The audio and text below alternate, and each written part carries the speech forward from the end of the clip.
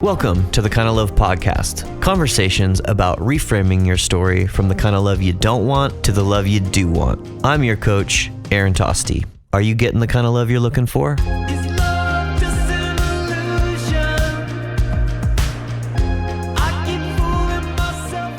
When we're motivated by love rather than fear, the story begins to shift and it begins to change. Hey, what's up everyone? Welcome back. This is part 2 of Brothers Talking About Love.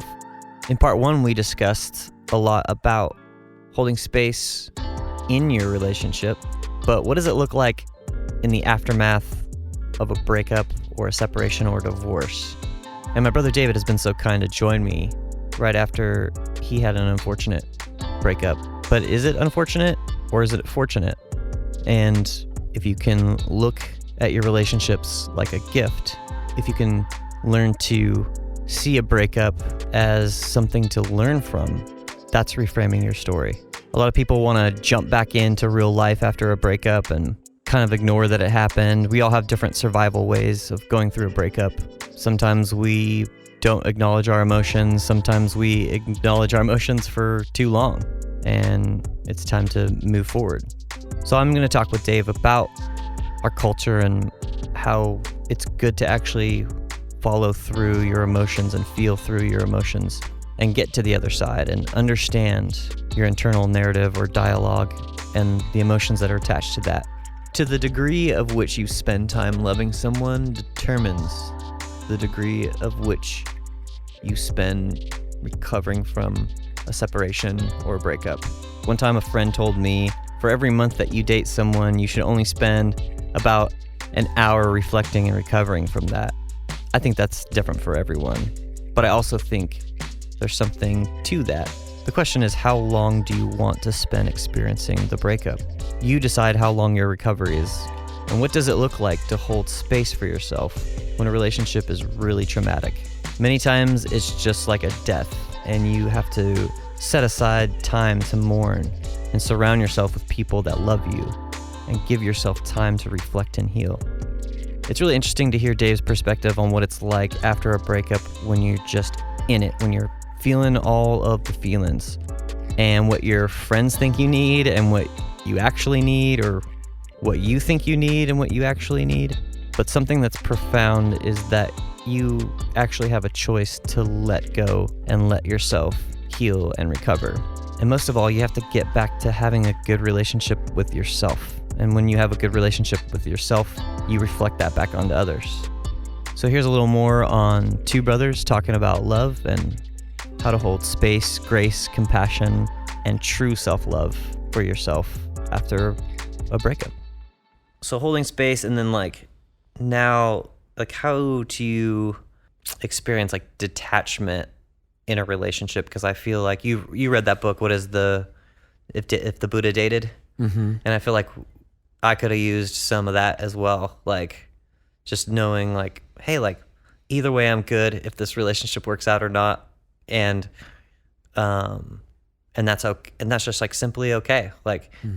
But I did the opposite of that, of pressure of no, this has got to work kind of a thing. Mm-hmm.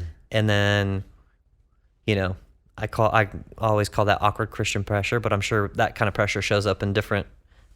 That awkward pressure is not just for Christians, but it's also, I'm sure that pressure shows up in different ways for different people. Mm-hmm. Or how have you dealt with that? And that's really, that's hard with, breakups too. When you break up with someone, it's oh man, I want to take all these good moments and remember those great moments, and then not remember the bad moments, and just get really attached to that. And even, my love coach went, "You're still in a relationship with her," and that I had a hard time with that, going whoa, I'm still attached to that person, mm-hmm. And just, whatever Sting song says, if you love somebody, set them free. I've heard it in so many different ways, but yeah. What do you think about that, or how does that show up for you? Or I'm sure I know it was a challenge for me. Yeah. Well, I think, I'm experiencing a lot of that right now. Yeah. I'd like to be no, I'm good. totally non-attached, and Mm. but Yeah. I'm not, you know, I'm very much attached. I'm very much love her so much and love so much of what we had. And you're right. There's, it's easy to hold on to all the good and kind of let the bad disappear and sort of hide that. And, but I will also say, like, with our relationship, like, we had plenty of tough stuff and also like so much depth and so much good that it for me, it feels challenging to let go. Yeah. It feels the most challenging. I mean, it's, I can't put words on it. It's, Mm-hmm. you know, I hear other people talk about their relationships sometimes, and I, I think, you know, you never want to live in a world of comparison, but you hear somebody else talk about their relationship, you're like, oh wow, like, it seems to me by what you're saying, person, that your relationship is like at a level 6 of depth, and mine's at a 42. Whoa. You know, like I've heard, and I play with that a lot because I don't want that to be an arrogant thing either. You know, it's not something I would say out loud, right? I'm not trying to judge somebody else's relationship, but I hear other relationships and I'm like, oh wait, you've never, or like, oh really? Oh, wow. And then I go, oh my gosh, like the amount of depth and spiritual like fibers woven together in this thing that are super powerful and beautiful. I'm like, oh, that is a result of all the hard work I've been doing developmentally, spiritually, emotionally, etc., and her as well. And so having that sort of perception, at least it's my perception, Right. so it's something I'm believing or taking on that I'm like, no, this is too great. This is too powerful. Why would we end? And even though there are, because I can acknowledge all the things, like I have no denial of the things that I'm very observant of in my own self and in our relationship that was like not healthy. And I go, oh no, that's there. And I know there's that thing and there's that thing. And you know, there's all this stuff. And when you get aware of it, you're like, all right. But when you know that you both are going after the change and the transformation and the metamorphosis of heart, like you can say, oh yeah, no, we have that thing too. I get it, but we're human. And like, there's all this good and there's all this depth and there's all this like insane love that's there that feels powerful. And so it has been, and it feels right now very much in the moment of this being very new. It feels like, no, it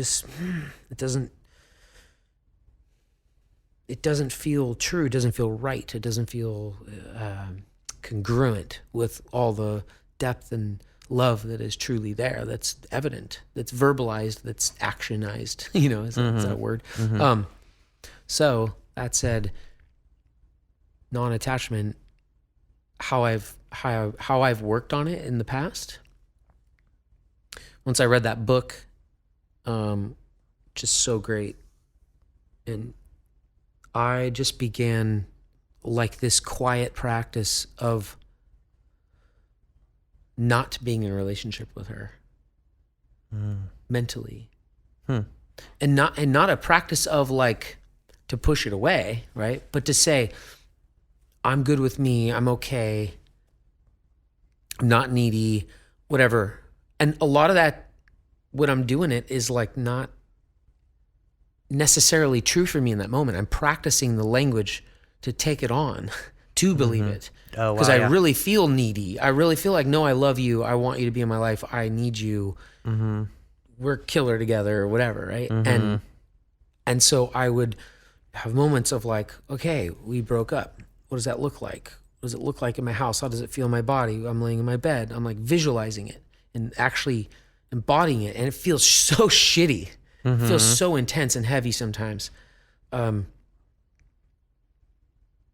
But I would do that not only with my partner, right, but like with other stuff in my life, with just other things that I like. What would that be like?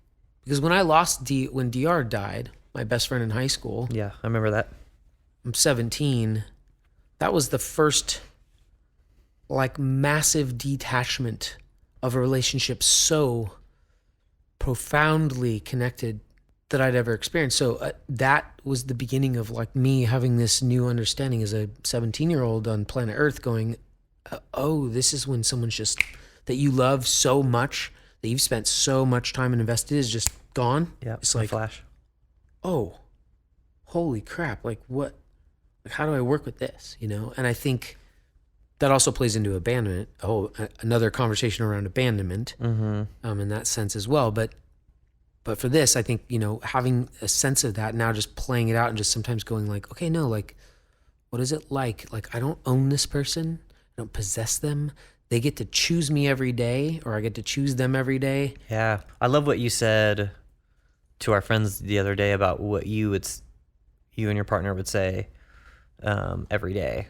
And it was something rad. Yeah. Like, and every day you would say, yeah, I would say just like, I choose you today. Like, I love you today. I choose you today. And let's be clear, it wasn't every day. I mean, we didn't actually say it every day because I'm not trying to sound like perfectionist here, but it was an intention that was there. It was like, it's a beautiful acknowledgement of your love. Yeah. And when that's said out loud to people and you both can kind of know that, when you do say just, hey, I love you, have a good day, it's like there's that meaning that's behind that, that's like not just a catchphrase, but like, no, like I choose you. Yeah. You know, and that's really cool. That's dope. It's fun. Super fun. So is that hard with, I'm imagining that's tough. Is that, you said DR was the first sign of feeling abandoned? And how was that? I wouldn't say it was the first sign or the first time that I'd felt abandoned by someone that loved me. Gotcha. But I would say, I mean, it's definitely a shocking experience, and one that's like traumatic. Really, it can be anyway, right? And it was for me. I was very traumatized by it. I mean, man, I remember you two to this day, like just being in your room and like writing in your journal. And I came into your room and I felt so bad because I was like, you were just like, tears were running down your face, and you could tell you were just trying to like work it out emotionally. Now my adult mind saying that, realizing that, you know, but, and so I was just like, whoa, like I probably should leave Dave alone. Like I didn't know what to do, you know, like leave Dave alone, or like, you know, help him. You know, I don't know, but as a kid, I didn't really know what to do, but you know, and you were like, I could 12.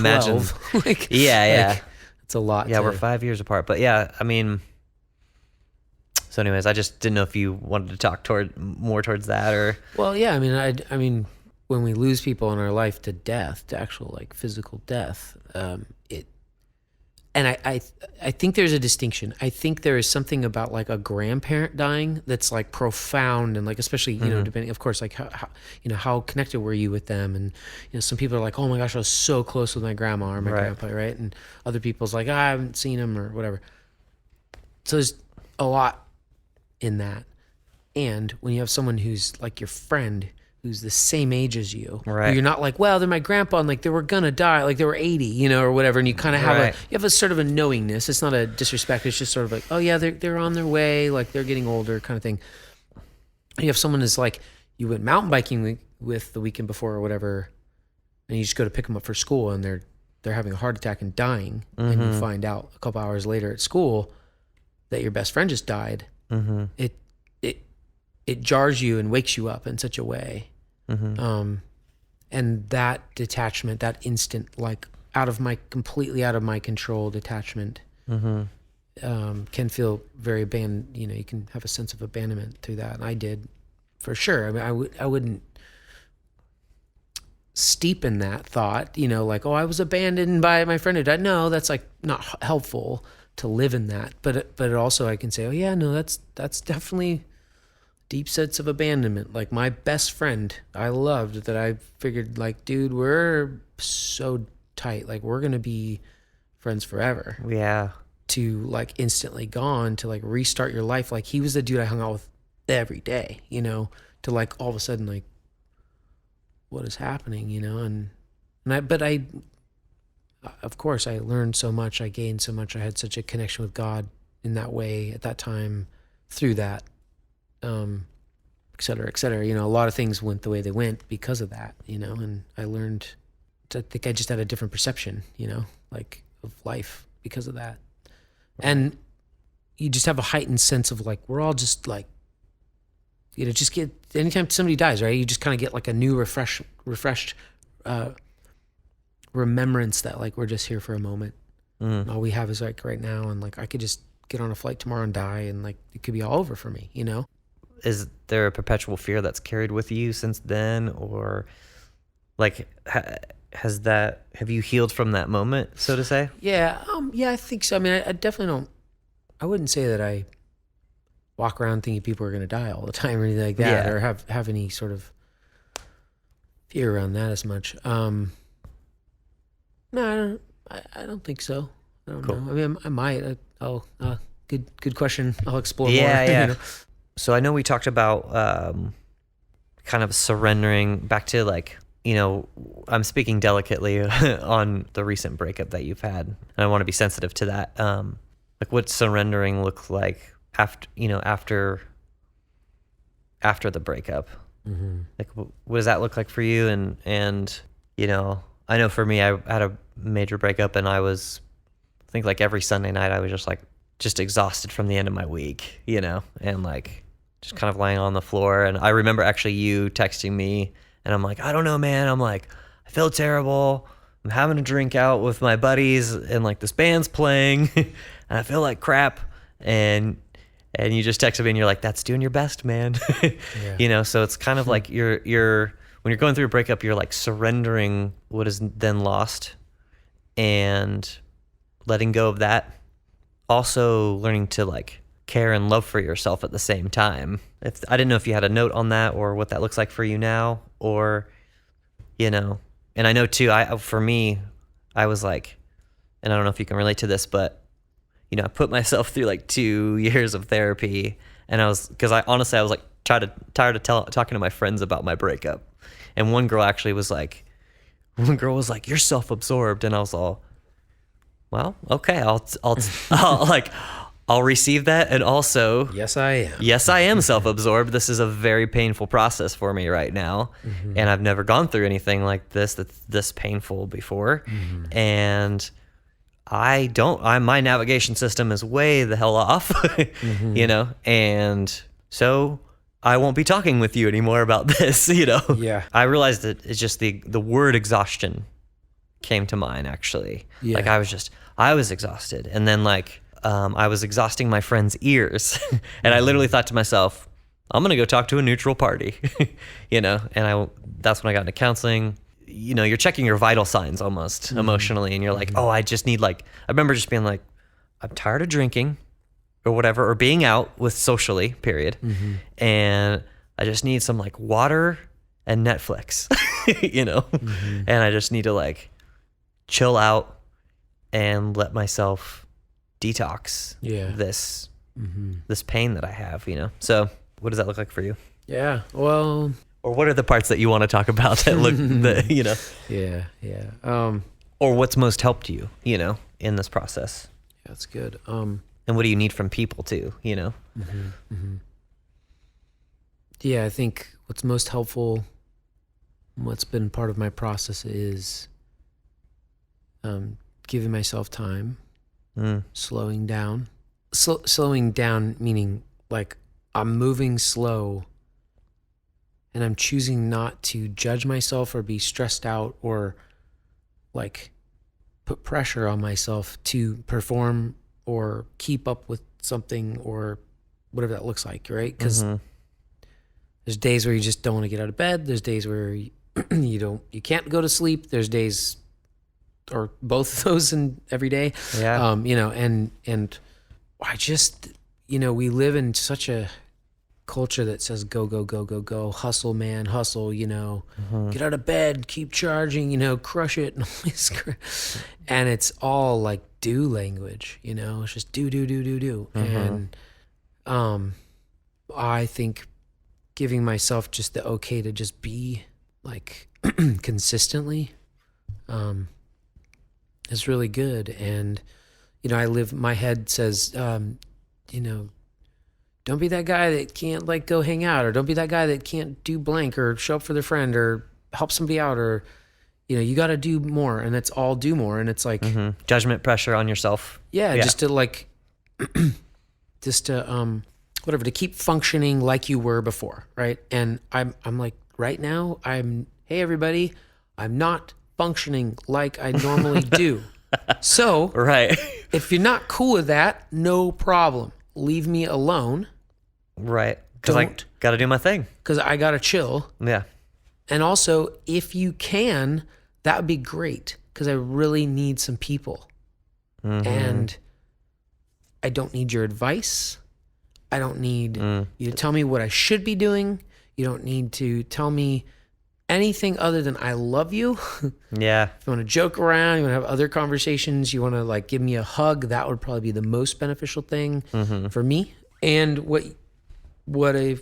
it seems like, and this is not a poor me, like I feel so thankful for the people that are showing up for me right now. Like, I'm so grateful.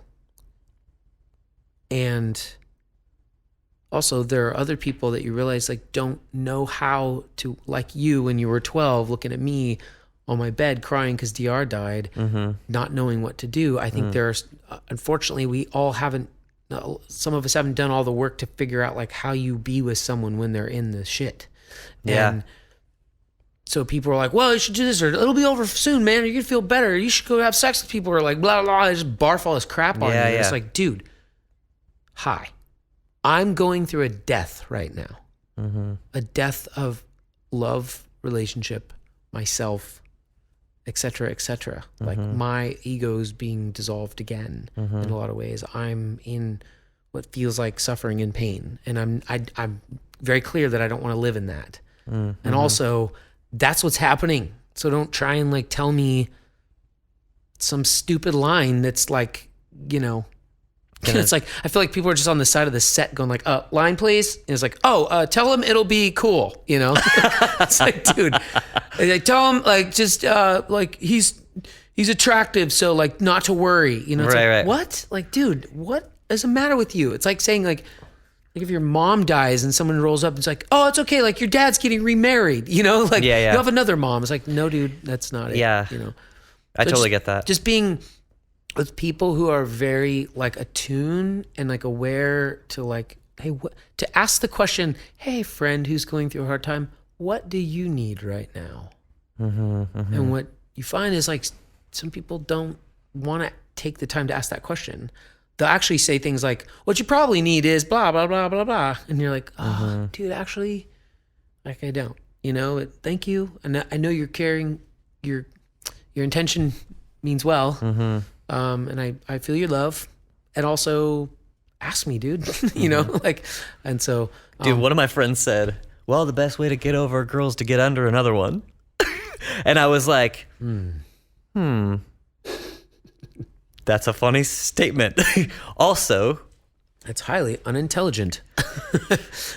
Yes, but it's like it's emotionally unhelpful. I mean. Completely. Yeah, emotionally unintelligent. Right.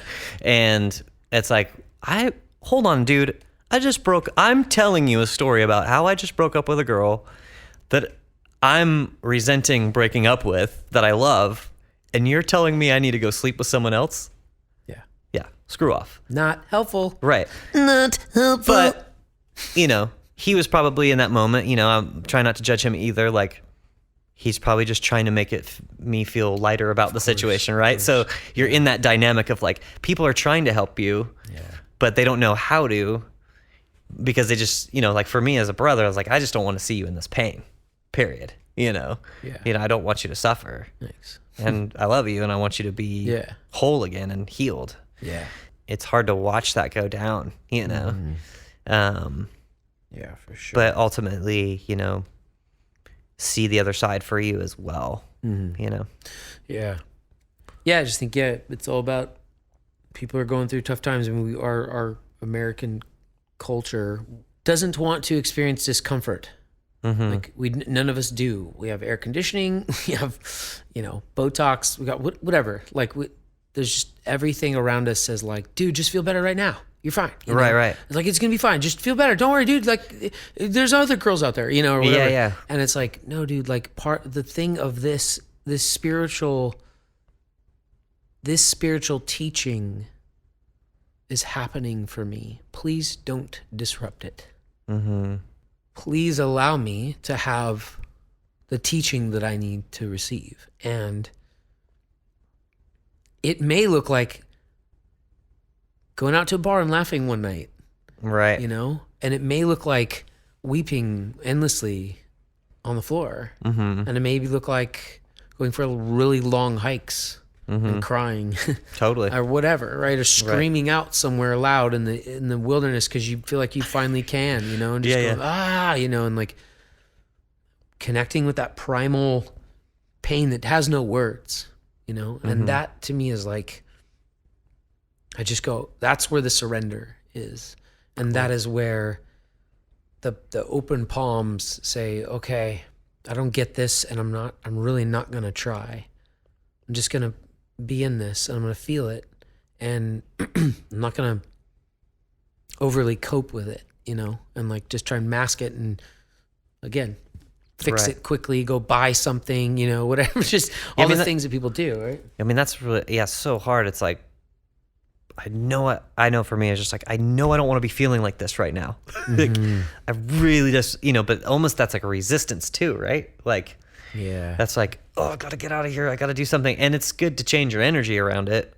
And dude, I remember like Googling just like steps for breaking up with somebody or whatever. And then just reading one is like, find somebody else's problems. Oh yeah, great.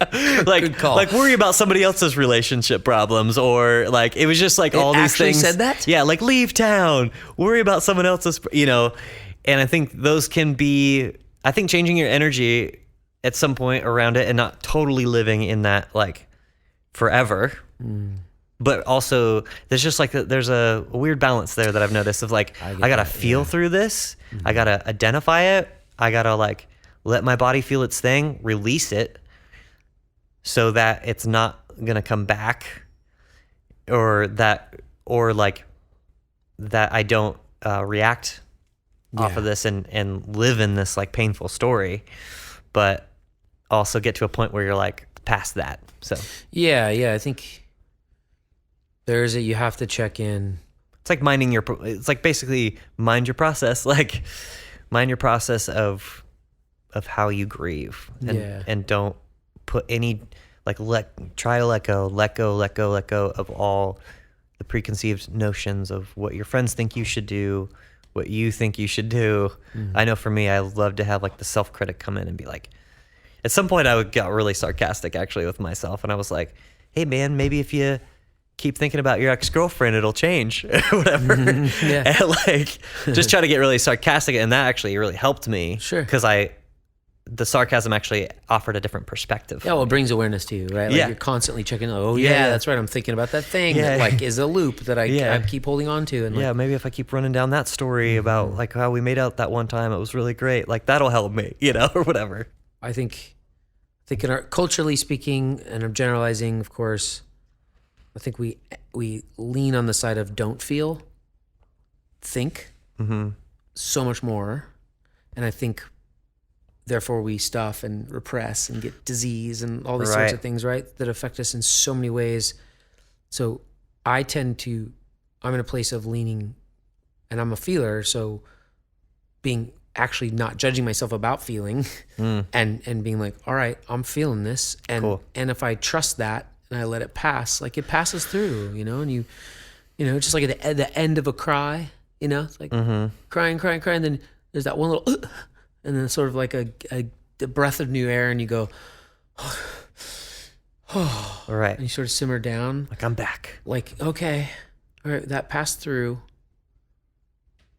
All right, reset, pause, next step forward, right? And I think if like right now I'm really connected with that moment of like being in my cry, and like even the moments where I'm crying and I'm like, don't cry, dude, or stop, or even if that thought passes through, I'm like, no, I just cry more. Like sometimes it's almost like, nope, cry more, like allow it to because I know it will pass through, and it's cleansing. It feels cleansing, you know? Yeah, we're afraid to look ugly. Yeah. Or something. Maybe. Yeah, totally. There's so many judgments around that. Yeah. And also like... Let out a good ugly cry, man. Yeah, totally. Yeah, and you see all these other like Eastern cultures that just are so connected with their emotion, you know, and they're just like, they just move through it better. It's like they seem to, you know, just allow the wailing, allow the crying, a mom yelling in her house while she's cooking. She just lost somebody in her life or whatever. And the kids are just like, yeah, my mom's yelling right now, you know? Right. Like, it's all right, you know, and they might cry with her or whatever, but they all like kind of just connect in. And it's like, that seems vulnerable and cool and powerful and freeing versus like, I'm fine, you know, I just got to cook the dinner right now. And like, they're actually getting angry because they can't like allow the sadness, you know? Right. And so that's where I'm at. Just being okay with that, you know? Yeah. That's cool. I mean, that's truly just holding space and self-grace and compassion for yourself. Yeah. You know? Yeah. We've touched on some things that are like dealing with, you know, the core issues that come up, but like, you know, ultimately, what's the love story that you want to be in? And is that even appropriate right now? You know, is it appropriate for you to even think about? Yeah. Do you want to, you know, that's part of the conversation too, is like, yeah. I mean, as far as like a future partner, like not in that space at all. Right. You know? I can't imagine otherwise, you know, like right now. I mean, again, I'm in this process, so I'm not trying to get ahead of myself kind of thing. Yeah. It almost doesn't feel, that's why I'm saying it's like, it almost doesn't feel appropriate. It feels like it's more just like not even thinking about the partner or the something, the blah, blah, blah, blah. Yeah. It's just like, what's the love that you want to receive? Like, what's the love that you know, that you're not getting that you do want? Yeah, I think, I mean, just as a whole, like I always want to be in a relationship with myself that's looking for the healthiest me. I think more than ever, I'm connected with love yourself. You know, that growing up hearing something in church, like a Bible verse, like love your enemy, love your neighbor as you love yourself, or love your enemy. It's like, how much can you love someone? What capacity can you actually love someone if you don't love yourself? It's not a whole lot. And so, and I think that was always like kind of shunned upon, or it's like taken as like an arrogant thing, or, you know, it's not about loving yourself, it's about loving others. And it's like, well, yes, true. And also, if you don't love yourself, if you don't give yourself grace, if you don't take time for yourself when you're going through a hard time, if you don't catch every negative thought you have as often as you can and send it on its way, and after it passes, go, no, I love myself, I love me, I'm okay, I'm good, I'm compassionate, I'm loyal, I'm a good friend, you know. If I'm not like in that space, like I'm spiraling. And so for me, it's about like just continuing my path of like allowing this and understanding and genuinely connecting with like, how can I experience more compassion myself and love for myself and genuinely just liking me, you know? There's plenty of time where I just don't like me. I don't like the way I operated in a certain situation. I don't like the way I responded. I don't like the way I thought about this thing. I don't like the way, but you know, just, and getting like okay with that, even just like knowing that. I mean, like, because I know that, and then I can also beat myself up about that, right? And just be like, oh my gosh, why do you hate yourself? You know, come on, man. So feeling bad for feeling bad. Exactly. So like, instead of continually flogging myself, I'm just like, well, I'm going to like, you know, like, just like, I feel like I'm in the room sometimes at myself looking at me going, dude, put the whip down, put the gun down, put the freaking can of mace down, put the freaking taser gun down, like, dude, it's okay. Yeah. Meanwhile, I'm on a ledge looking over, like I'm standing on the cliffs of Moher, about to leap off that with all that artillery around me. And I'm like, and also sit down and back up. away from the cliff, man. Like, it's all right. Like, you're not stupid. You're not terrible. You're not evil. You're not wrong. You're not bad. Like, just all the things. And so being okay with that and constantly reminding myself, and really genuinely, like, most of the time, even when I am loving myself, I'm still not really okay with it. I'm having another meta conversation in the background. It's like, dude, you shouldn't be laying on the couch. You should be getting up and doing more work because you have kids to take care of. Or, dude, you shouldn't be, just Should. yeah. And so I'm like, all right, when I'm loving, that's why, like, I keep joking about going to the spa and stuff. Yeah. I'm like waiting, every time I say it, I'm waiting for somebody to make fun of me for it. And it's like, wow, dude, like, first of all, why do I care what anybody thinks? And second of all, I'm like, dude, I love going there. That's like my sacred space. That's like a healing place for me to go and to feel space, to not have a phone or anybody that's around, and just to feel some, like, hot, I want to make a dad joke so bad right now. Go ahead. Spa must stay. Spa must stay. I feel like that's gonna be like, that's gonna be a t-shirt, a new franchise. Oh, Spa must stay. yeah. Spa must stay. Welcome. Okay, sorry. Oh man, that was amazing. Yeah. I've just been in a place of spa must stay all day. So bad. Oh man. Awesome. Well, I love all that, and yeah, I mean, like, that's true self-love, and just keep doing that, man. I love it. Yeah, that's good.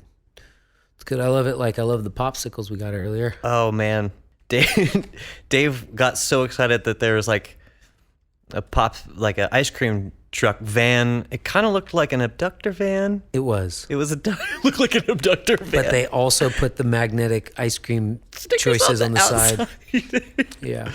Oh man, and Dave ran out there. He was so excited. Got 2 popsicles. I love bomb pops so hard, dude. I love those things. I don't know what it is, but that is like my jam. And I haven't had one of those in so long. So I roll out, get the bomb pop. We're all excited. We're walking back across the street. I open the thing. I'm real excited. I barely squeeze the bomb pop out of the package, and boop, it's on the grass. But I managed to quickly rinse it off, and it was as good as new. There you go. And the good news is I bought the Jolly Rancher kind, which is in the freezer, which I'm about to eat right now. And that concludes this podcast episode. Thanks, everybody. I want to thank our sponsors, Bomb Pops, Jolly Ranchers. And the abductor van. I don't want him supporting, actually. That's kind of weird. He was a nice guy. He was. All right. Well, dude, thank you so much for being on this episode. Thanks for having me on your podcast. Oh, gosh. I feel like it was a between two ferns moments right there. Kind of. Like, and thanks for having me on this vocal talk time. I need the Friends soundtrack to play right now. Whatever, however it goes. When he like interrupts people on that podcast or on that show. Oh, yeah. Yeah. That's really cool, man. Well, great job talking on this thing. Thanks, Dave. I really... Yeah. You did a good job talking today. No, I'm glad. I think this is relatable for people. As long as it's relevant, man. As long as it's relevant. Just now. Wait, it's going to be. Just now. It's over. Dang You missed it. You missed it. Yeah. No, I hope for the people out there that are listening, like, if you're in a breakup, slow down, love yourself, take some time. Put yourself around good people who know Great how people. to be with you, like, that are just, like, can actually just sit on the floor next to you while you're crying, be like, hey, do you need some tea? Or like, hey, man, do you want a bomb pop? And just, like, hang with you and just be with you, and don't need to, like, come on, let's go. I'll give you a good time, because, like, maybe you don't need that right now. And, Right. And it's okay to be like, you know what? I don't need that. What I need is you guys to not go out. Would you just hang with me tonight? And like actually make a request, and like be okay with being like, yeah, man, could we just chill? Right. And take care of you. That's right. All right. Peace out. Remember, all you who are weary, to hold space for yourself after a relationship. Slow down. Love yourself. Surround yourself with great people. People that are willing to just be with you. The self-critic wants to have you return to what you know, and when it comes to a breakup, just to know that it's okay to be okay for a little while. That recovery takes time. The best thing you can do, and the first step we can do when we've experienced a breakup or separation, is slow down and listen. Listen to ourselves mainly. Take this time to be an opportunity to see what you've learned. Reframing our breakup as a gift and seeing our ex as a beautiful gift to teach us more about us, about where we're at, how far we've come, how we can love better. This is a little practice I teach, but before you try to do anything to recover from your relationship, pause. Come to a complete stop. Stop all of the survival mechanisms to want to fix anything and go through the emotions you're feeling, and check in with yourself. Be honest with yourself. Listen to yourself. We all have divergent variations to fight, flight, or hide from our pain, but facing it head on, moving through it, is the only way to get to the other side. Only then will you gain a better relationship with yourself. If you're struggling to gain grounding in your relationship with yourself, there's help out there. Find someone who can support you in your recovery, a therapist, a coach, a counselor, a solid friend, a mentor. Know that you're not alone, and that though your circumstance is unfortunate, try to find the fortunate gift. There's people who get it.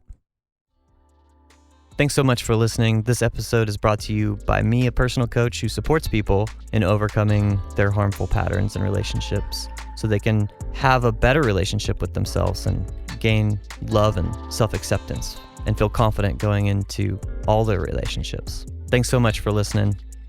I'm your coach, Aaron. Best of love to you.